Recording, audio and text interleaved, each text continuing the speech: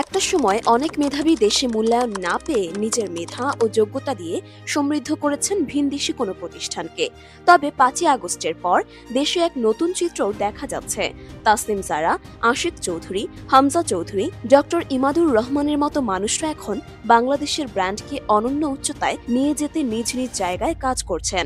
তাদের প্রত্যেকেরই বিদেশের মাটিতে ছিল নিশ্চিন্তের একটা জীবন। চাইলে অর্থ, বিত্ত, নিরাপত্তার বলয় থেকে বিদেশী থাকতে পারতেন তারা, কিন্তু এই মানুষগুলো বেছে নিলেন বাংলাদেশকে। সম্প্রতি তাসনিম জারাকে দেখে অনেকেই মুগ্ধ হয়েছেন।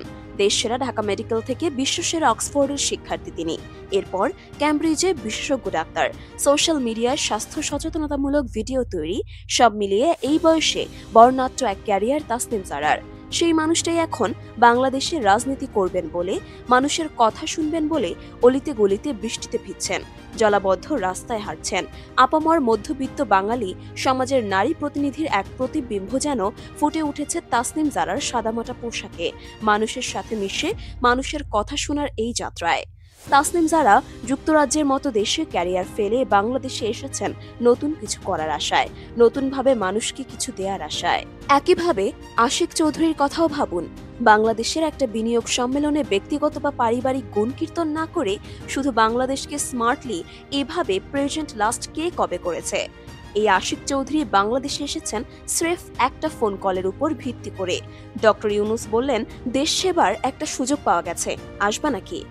আসিফ চৌধুরী শুধু এই আহ্বানেই সিঙ্গাপুরের জীবন পেছনে ফেলে উচ্চ বেতনের ক্যারিয়ার ছেড়ে বাংলাদেশে এসেছেন। বাংলাদেশ বিনিয়োগ উন্নয়ন কর্তৃপক্ষের চেয়ারম্যানের দায়িত্ব নিয়ে দফায় দফায় সবার সাথে কথা বলছেন, কিভাবে বাংলাদেশকে বিনিয়োগ বান্ধব করা যায় সেই পরিকল্পনা করছেন। আশিক চৌধুরীর কাজের সুফল হয়তো অচিরেই বাংলাদেশ দেখবে, যখন একই সাথে চীন, জাপান, আমেরিকা, ইউরোপ থেকে বিনিয়োগকারীরা বাংলাদেশে বিনিয়োগ করবেন, আর তাতে সমৃদ্ধ হবে বাংলাদেশের অর্থনীতি। আলোচিত হামজা চৌধুরী ইংল্যান্ডের জমজমাট প্রিমিয়ার লিগে খেলা তরুণ। সোশ্যাল মিডিয়ায় অনেকেই আফসোস করত একসময়, হামজা চৌধুরী বাংলাদেশি বংশোদ্ভূত, তাকে যদি পাওয়া যেত দেশের জার্সিতে।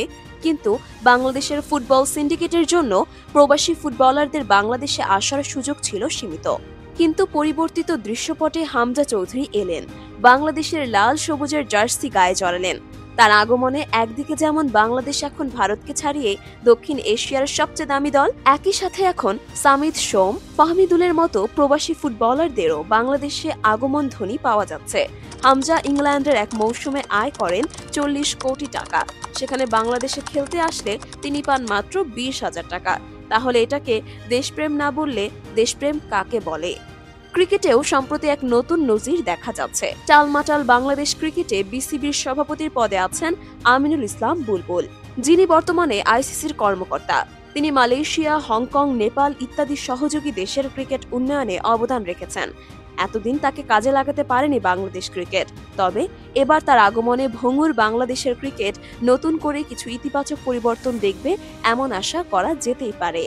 আরেকজন ব্যক্তি আছেন যাকে নিয়ে হয়তো কমই আলোচনা হয়েছে, যিনি ডক্টর ইমাদুর রহমান। অ্যারিকসনের মতো বিশ্বখ্যাত কোম্পানির চাকরি ছেড়ে বাংলাদেশে এসেছেন তিনি। এলন মাস্কের স্টারলিংক বাংলাদেশ আসার পেছনে ডক্টর ইমাদের একটি গুরুত্বপূর্ণ ভূমিকাও রয়েছে।